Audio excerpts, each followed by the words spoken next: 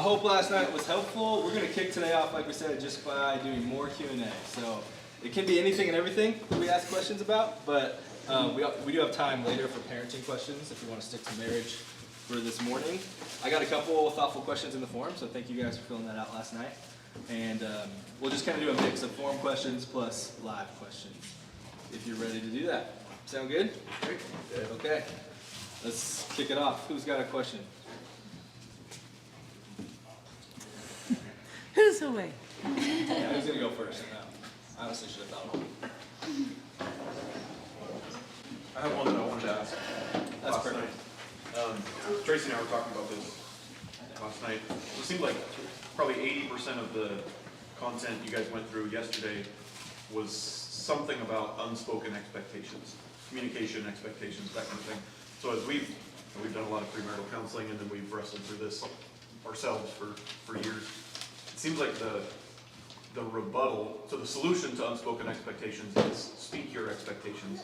The rebuttal would be, if I have to tell, usually it's him, if I have to tell him every single thing that I want, it doesn't feel genuine. It doesn't feel authentic. It just feels like he's going down the checklist.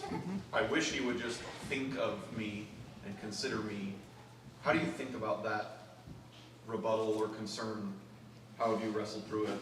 How do you counsel people through it? I don't like it.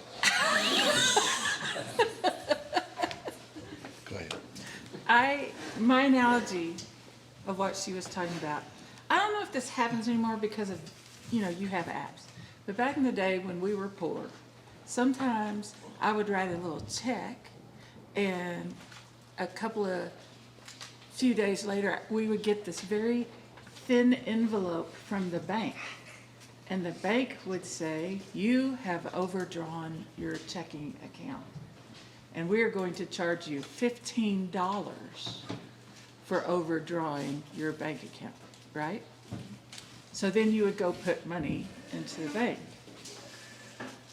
If you put $15 in the bank, you're only just now at zero, right? So the first 15 bucks doesn't count, right? So sometimes I would say to Keith, I need you, blah, blah, blah, blah, blah. So he would do it the first time, and it was like it didn't count. But that's because now the bank balance is zero, right? You can do it the first time because it's on mine, I'm going to take it off, okay? So it's what happened after that, right? So one of the reasons we talk about be a student of your spouse is to be actively paying attention. This is hard to do. Girls, I didn't understand this so much, especially if you're in a situation where you're at home. How many of you ladies are at home, even if you're not? Men carry this pressure of needing to provide. What's the Resonate mantra? Men, husbands, lead, protect, provide, right? And so they carry this burden of accountability that if they do it well, we don't feel. And even if they do it poorly, they're kicking themselves inside for not providing well. And it is always there. And this takes up more of their brain than you can imagine. And so that is why we need to kind of find a way and find a language to express our needs as we go. Men, you carry a heavy burden. And part of that burden you carry is that your wife is a well of mystery that you've got to keep mining. Because the girl that he married, does she still live here? Yeah. I don't know. I mean, we grow, we change in what we need to. So it's just really important that it's part of your job. And sometimes you're going to do this really well, and sometimes you're going to really blow it. I am mindful of a Christmas where I got... Moving on. Anyway, so the point is, so that's how I would respond. can you solve this? No, it's a tension that's just gonna be there. But I would say, I don't know that we as men will ever see as clearly as our wives would like us to in this area. But I also know that I think since the fall, since the garden, our tendency toward passivity when it comes to our relationships is very strong. And it's always there. And so we have to be so intentional as men to not be passive. Because what we tend to do, passivity looks like this sometimes. It's like, everything must be great because I haven't heard anything wrong. So it must be great. Then all of a sudden it's awful. Like there's nothing in between. It's because we're kind of passive that way. I do think we could learn to ask, even though it's still, we could learn to ask, are there some things that I'm not seeing? Are there some things that you're having to, that are frustrating to you that I'm not seeing? I think as men, we could do better at doing that so that our wives don't always have to bring it up. But the thing about expectations, though, is I would also say that like I mentioned last night, so many of our expectations come from our past. And so it's hard to know what some of them are because we don't come from the same background. But I do think whether it's in our council meetings or whatever, I think there's some times where we could have some preemptive conversations. I think we're scared to do that sometimes because we're afraid, for the guys, it's like, I'm going to bring up how I'm failing. And that feels really big.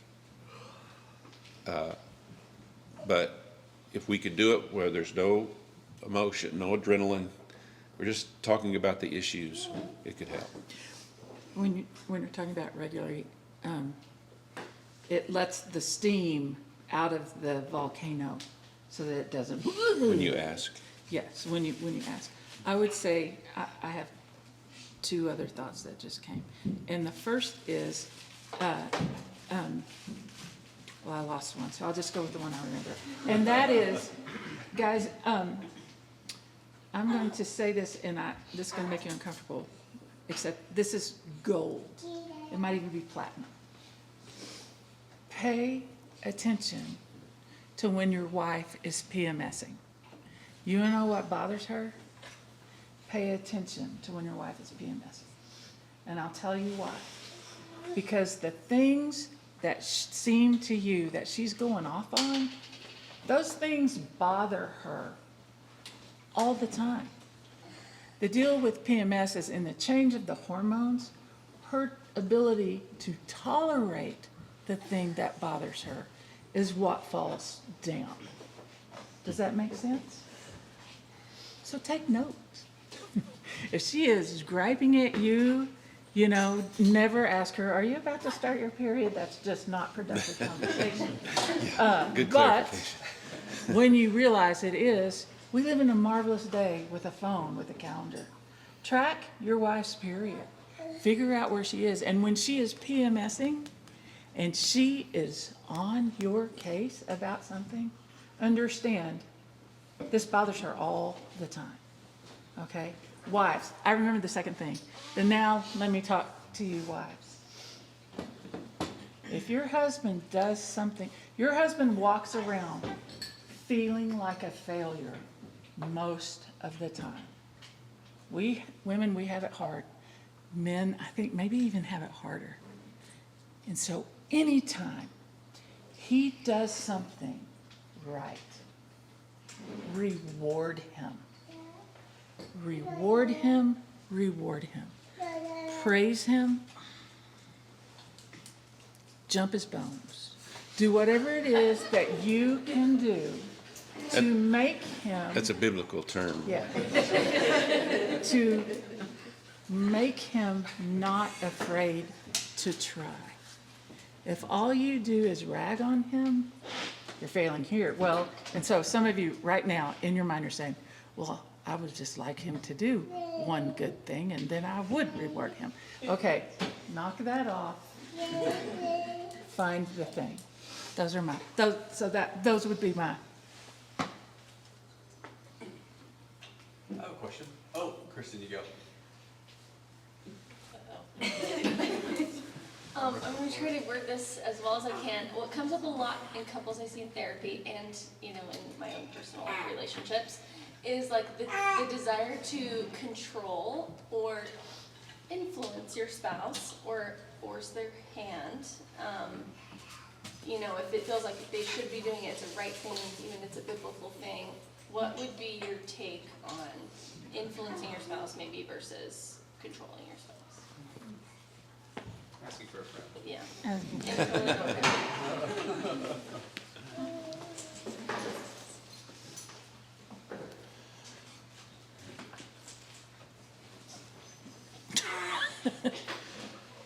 It's a great, great question. You have a ready answer? I've got a couple of thoughts. One is, sometimes we do that in the heat of anger. And one of the things that has helped us in solving the problem and staying with the goal of attacking the problem and not attacking each other is that we have to give, if we get angry about an issue, we have to give each other a little time for the adrenaline to come down. It might be the next day that we then can talk about what the actual issue was calmly. And so sometimes it's in anger when we do that. You don't do this, or you need to do that. And it's sometimes out of frustration, but there's also a measure maybe of control. And so control never works. And it's never, I don't think I can think of a time that it's the right response, because we can't control each other. You have to choose. You have to choose to do the right thing. So the question is, how do we influence one another, even to want to do what's best, and to ask the question, what's best for us? But it's not always in anger that we do that. And maybe thinking in a limited way, but some of it's out of just a way of life. We're used to trying to control everything. That doesn't work. And those are hard, painful lessons to learn. That doesn't work. But it's also, when we're doing that, it's a lack of trust in the Lord and in that person. So we've got to figure out a way to communicate without condemning and without controlling.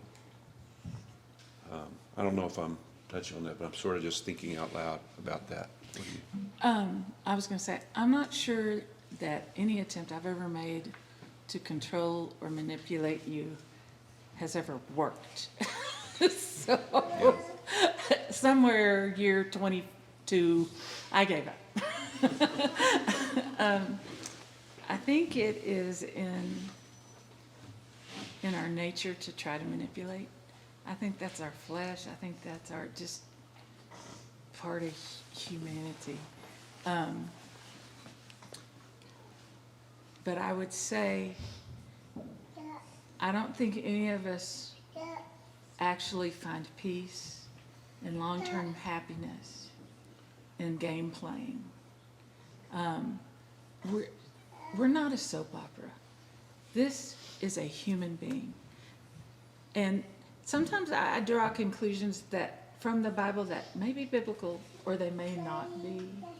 But to me, when Jesus talks about the two become one flesh, when I am manipulating my husband, I'm demeaning myself, right? I want to respect him. Now, sometimes you carry a lot of pain because you state very clearly, this is my deep desire.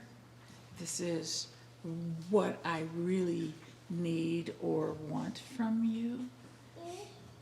And the other person says, yes, I hear it. but for whatever reason, it doesn't land.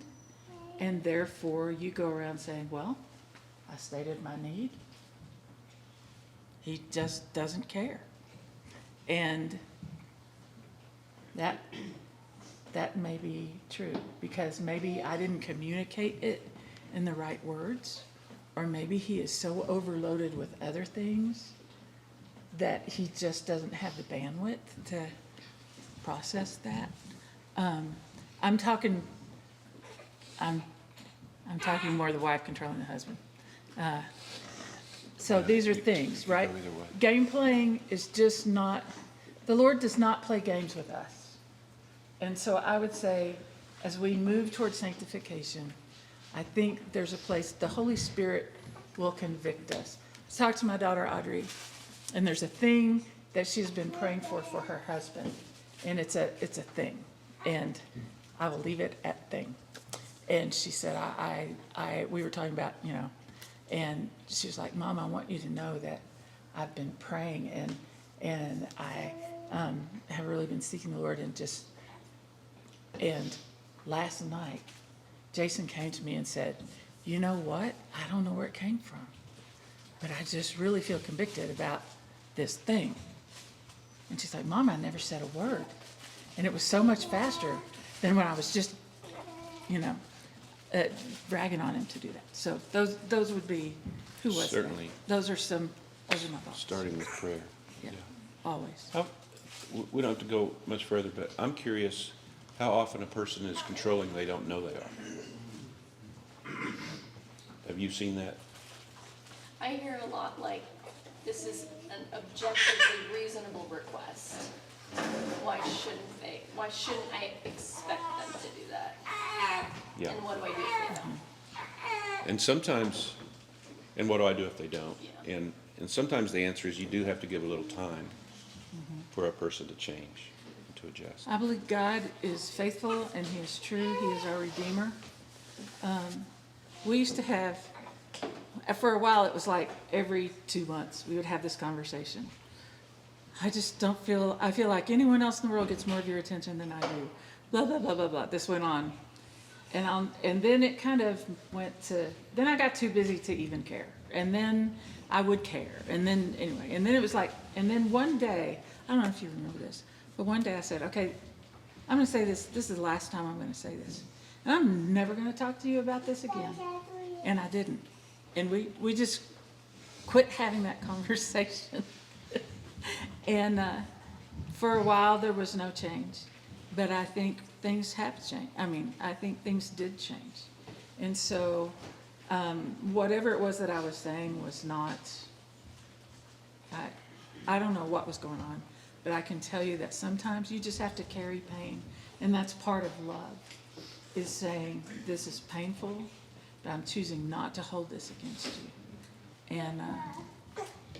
And believe you me, you are not the only one in your relationship carrying that pain. You're both carrying that pain. So we need to get rid of the assumption that only one of us is failing, or not failing, but is missing the mark. We both are. And I don't want to underemphasize what she said. I think if we could learn to take those to the Lord first. It doesn't mean we don't interact, but take it to the Lord first is the most important thing we can do. He's the one that changes, has the ability to change us. That was really helpful. Thank you. There's a question about just the patterns in the space that you occupy, like your home. So something early on that I've just recognized as a struggle for a lot of us in this context is when you are single, you're giving your life away so much to other people, especially a lot of us that moved here to help start a church. You're constantly inviting people into your space. And then when you get married, it's like one of the immediate tensions is you would need space to forge something new with your wife. And there's an overlap between this pattern with momentum of inviting people into your space, and then now this person that you have the most responsibility for. But I was just curious how you've seen that play out in people's lives, maybe in our churches, and how do you balance the desire to grow deeply and intimately in a space that's private, and then also share that space and be hospitable and be a reflection of the church early on in those critical years early on in marriage. That's a good question. It's a really good question. We had a lot of pain in that area at the beginning because I didn't make the adjustment. I remember when I really recognized it, we hadn't been married very long. She was working full-time. I was doing ministry full-time. We were raising our own support at the time. And man, I was just used to working boom, boom, boom, boom all day long. We were doing ministry together. We went and we had our campus worship time at night. I came home, got on the phone, started making other calls, and she's like, hello, I'm right here, and I just, I'm like, it was like, how did I not see this? But so that was how we failed doing that. The first thing I would say is give each other grace, because it's a real learning. It's a real learning thing. But in the first months of marriage, I think we probably could do a better job of helping couples prepare a little better for those first months of marriage to completely change the schedule, to really pull back a little bit from ministry so that you could begin. I don't mean isolate, because that's not helpful for the long haul, but to early on, as we're counseling folks that are getting married and going to stay, to begin to set some new expectations and patterns, because it's a little bit shocking for both husband and wife. In the Old Testament, they told the soldier to stay home for a year when he got married. And I thought that was kind of interesting. Yeah. If we value marriage, we need to value marriage, and we need to start at the beginning. And I don't mean a wedding, I mean in those first years. So that's the first thing I'd say. Second thing is, Keith goes around all over, talking about this concept that he has developed, or not developed, I don't know how you say it, but he talks about the three tensions. Have any of y'all heard him talking about the three tensions? And the first one is your role versus your soul. Who you are versus what you do. And the second one is marriage and ministry. Ministry versus family. And that's a tension that never goes away. It's always going to be there. And so you hit that tension early on when you're first married. And so part of what I talk about there is not exactly the question you're asking. I'm hearing you ask a question on day-to-day patterns. But I do talk about some annual rhythms that you put in place that helps both of you have things to look forward to, but also allows some rest. So, an hour a day with the Lord, a day a week, but a regular date night. And I don't say weekly, I leave it, different times. We couldn't afford a weekly, we did monthly for a long time. A regular date night, a weekend a year, just the two of you. And when I'm talking to ministry folks, I would say a vacation a year that is at least 2 weeks long. If you can do it longer, do it. Because mentally it takes you 3 or 4 days to unwind. And then whenever you're coming back, you start winding back up 2 or 3 days before. It's that time in between where the mental rest. And to be in ministry the long haul, you've got to have some of those longer times of rest. Those kinds of rhythms, though, it's not just for the husband. The wife looks forward to those things as well, and it gives you some patterns there. But what I hear you asking about is the earlier on, day to day, how do we balance? And when I started doing it better, I would make sure that my goal was to be home 4 nights a week and out 3. So that meant I was home more than I was in. I don't know if that's realistic in college ministry.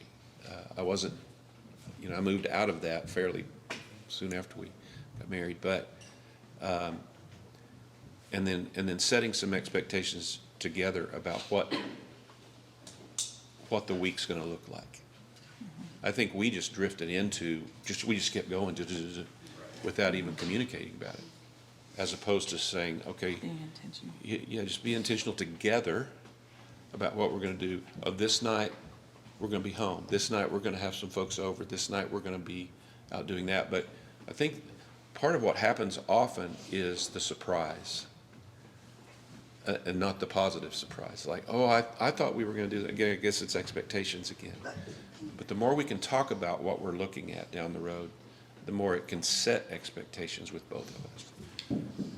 You know, in Corinthians, when the Bible says, when you're single, a man says how, or a woman, either one says how to please the Lord, but when you're married, you say, how do I please your spouse? And that was his whole argument about staying single, and it makes sense, right? And if you've been a woman in ministry, I had some resentment towards Keith at first, because I was used to being how to please the Lord, and all of a sudden I had to check in with the husband about, you know, what's for dinner and all that stuff. So, yeah. And so I would just say, again, Keith, in the beginning, one of the reasons why Keith went bam, bam, bam, bam, is because he was so focused on deny yourself, take up your cross and follow me. So he would deny himself. He wanted to be with us. But what I got was, you don't care about us. I was denying them. He didn't understand that denying himself was denying us too. And so there's a tension there. So we learned to communicate about those things. Over-communicate as much as, Yeah. I mean, we just gotta learn to over-communicate, really. We usually under. And communication does not mean you're, yeah. Communication means, okay, here's not assassinating character, not making assumptions about, I remember when I first came to Resonate, there's this phrase people would use, I want to check an assumption with you. Do y'all still say that? You know, let's check this assumption. Okay, so kind of that. Let's don't assume. Let's just say, so I'm feeling pretty, I miss you, is the bottom line. I want to be with you, and I miss you. How can we make that happen? It's so much better than, you just don't even care. You just use me as a maid, and all I am for you is a sex receptacle, and you don't even pay attention to me other than that. You are too good at that. You have got, this is, wow, those phrases. So if you're gonna be doing ministry, it can't be all or nothing. It's also, oh, you only work 8 to 5. Not if you're doing ministry. But it's also, I can't work 24/7 and be gone every night. So you just got to communicate and find that middle ground. I don't think that's a real clear, I mean, I think tension is the right word. When we talk about tension, there's some things that just will remain in tension. You just have to manage I them. think I speak on behalf of all of us, and we fulfill different, so many different occupations, and are all committed to the same sort of vision to serve the church, as a family of believers. Yeah. So early on, it didn't matter what job you had. It was like, Right. we were all doing ministry. We were all, Right. That's good. Yeah. And just how to forge like really quality. I think everything you guys said is amazing. Just thinking about like how you continue to forge ministry with the family at home as you take on others, and how that changes.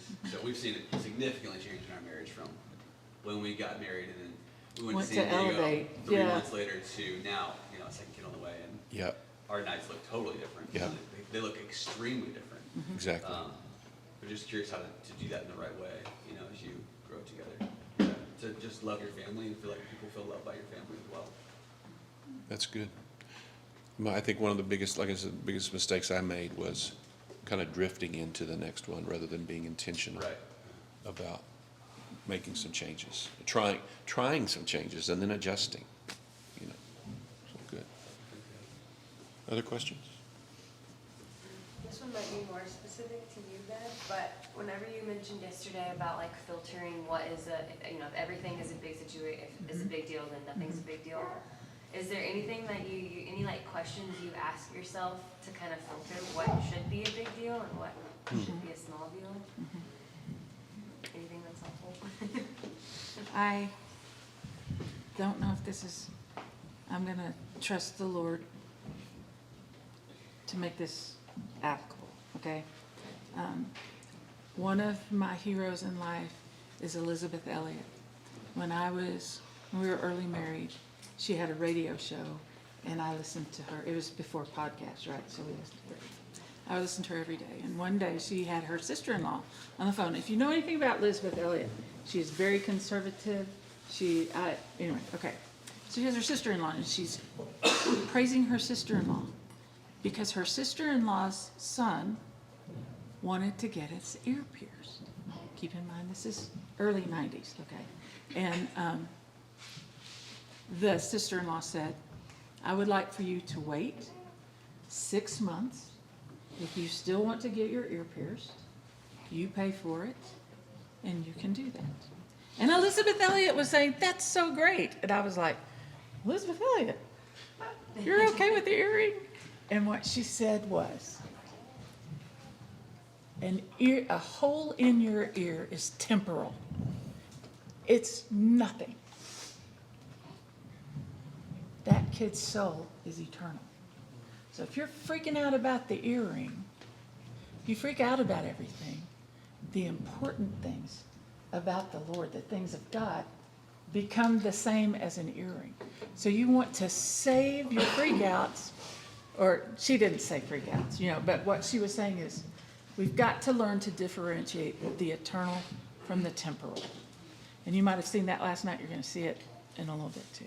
And so that is first the first defining question is this an eternal thing? Is this a big thing? Or is this a non-negotiable, or is this a preference?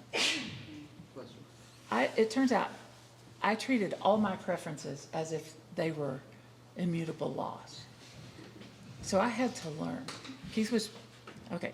I realized that when we talk about these things, I sound like an awful person. And I told relate Keith to a last lot of night, the things that you say, so. I told Keith last night, I don't know why you ever married me, much less stayed married to me. But he Yeah. was doing his things too. But Yeah. I just got to Yeah. say that, She, yeah, He she's was magnifying helpful. things, yeah. he would say, you have so many rules. And it turns out that's normal, by the way. And one of my favorite things is there's Twitter feeds where they talk about, today I learned from my wife that I've been hanging the paper towels wrong for all my life. It's just funny things like that. Anyway, so you're not going to be great at this at first. You don't just, the Lord, sometimes the Lord does miraculous work and just boom, and everything's different. In my case, if he would have done that, like my soul would just be pockmarked with rug burns and holes because of how much he needed to peel away from me. So it's been a lot more gradual for me. And as time goes by, he's planted the principles deeper. So once we begin to understand, I have a lot of rules. God only gave 10. I can't handle the 10. I'm still messing up, right? So learning that. So that's what I'm saying. Is it a realistic thing to say, to kind of learn to ask the questions, even like last night's questions? Is this what I want, or is this best for us?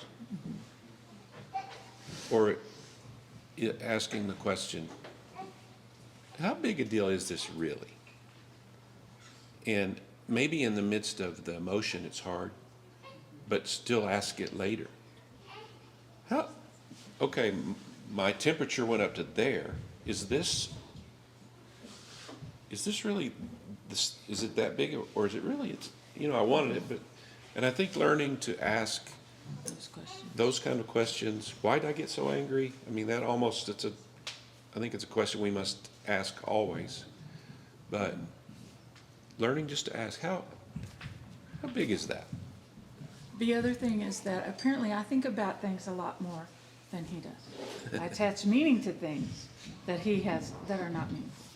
Okay, and so we have learned in our time together. I just lost my thought again.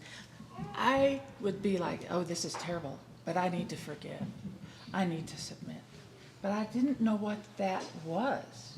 I thought that meant I just wouldn't mention it, okay? So I wouldn't mention it, and because I thought I was forgiving, right? And I would keep on forgiving until that horrible day when he, The volcano erupts. and he's like, what, you know? Yeah. So one of the things that I've learned to do is say, hey, do you have any particular feelings about how we fold our towels, say? Because I She do. does. And I don't know, is it a big deal to you? And can we talk about that? Okay, so that's very different from, you just think I'm your maid and blah, blah, blah, blah, blah. You know, do you see the difference? I don't know if that makes sense or not. But so learning that forgiveness keeps things as, talk about them before you're mad about it. That's what I'm trying to say. Talk about things, this shouldn't be a big deal. I'm ashamed it's a big deal. Well, but it is a big deal to you. So let's figure out how to make it not be a big deal. Can we try this for a few days? You know, there's a principle called absolute thinking. Do you know that principle? That says, absolute thinking are people who things, it's the worst, or it's the best. And everything is either the worst or the best. But in between best and worst, there's a whole lot of, hey, it's the next thing. It's not the big thing, it's the next thing. So a lot of us come from backgrounds of absolute thinkers. So we learn, which I did. So now I've learned that in between best and worst, there's a lot of middle. So we need to approach those things. Now, just final thing on that is I would say, in asking those questions, a goal for us is to keep the small things small. And the big things big, and not let the small things act like big things. And sometimes it's hard to know the difference, but asking the questions helps. And that's just part of aging. You get better at that as you grow up, hopefully. Hopefully. Oh, I was just gonna wrap this up. I wanted to ask one quick question from the forum real quick. Yeah. Somebody asked, do you guys have any books or resources you recommend for marriage? For marriage, I really like Tim Keller's book on marriage, The Meaning of Marriage. Yeah, it's in the last few years. We've not read a lot in the last few years on marriage, but I have read that one, and it's just so good. I'd recommend that one. I just came across, if y'all have an extra hour and 20 minutes, you're like, what are we going to watch tonight? We just watched this guy on YouTube, and his name is Marcus Wiley. He's a comedian. And he's a comedian. He's some really good things about marriage. And it's called Marriage is Major Surgery, is what it's called. Yeah, He's kind of funny. he actually says some things. Yeah. But he's got some things to say in there. So you might enjoy that. But just in general, I love Elizabeth Elliot's stuff. And, yeah, I don't know. There's, On marriage, we'll allude to this a little bit on parenting. The most influential book in our life on parenting was called Parenting with Love and Logic. Y'all heard of that? Yeah. Faye. F-E-Y is the last name, Faye. It's not new. Now there's parenting for preschool, Parenting with Love and Logic for preschoolers, for teenagers, for all that. But the reason we liked it was that the foundational principle is help your children learn the natural consequences of their decisions. And start when they're preschoolers, and don't keep them from making mistakes when they're preschoolers, because the consequences of those mistakes are so small. Let them make the mistakes and learn the consequences of them. Don't protect them from it.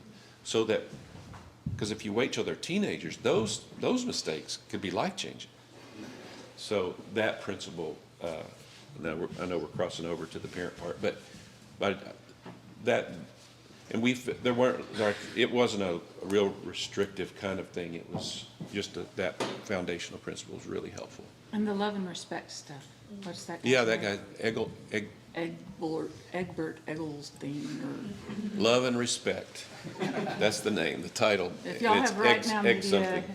they're on there. Yeah, they've got some, like, they call it, I think they call it the Crazy Cycle. Highly recommend that. Really good.